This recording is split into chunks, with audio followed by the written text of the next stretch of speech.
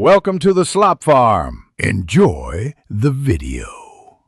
In this video, I will show how to make pudding in an air fryer. First, let's gather our simple ingredients.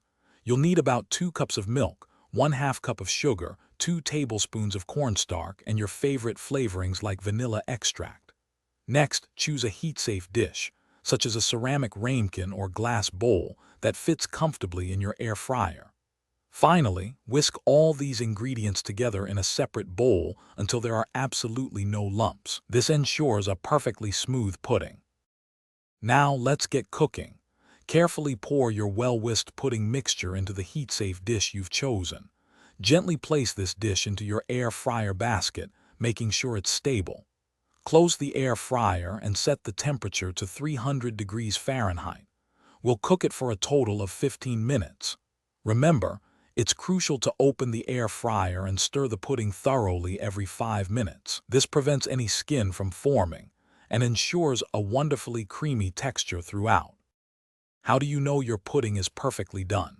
It should be thick enough that when you draw a spoon through it, a clear trail remains. Once it reaches this lovely consistency, carefully remove the hot dish from the air fryer using reliable oven mitts. The dish will be very warm, so handle it with care. Now, the hardest part, patience. Let the pudding cool down completely at room temperature for about 30 minutes before moving it to the refrigerator. To enjoy your delicious air fryer pudding, make sure it's thoroughly chilled in the refrigerator for at least 2 hours. This allows it to set perfectly and enhances the flavor. When serving, get creative with toppings.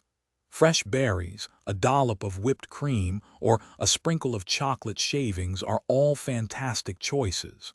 You can also customize the flavor by adding different extracts like almond or peppermint, or even 2 tablespoons of cocoa powder for a delightful chocolate pudding.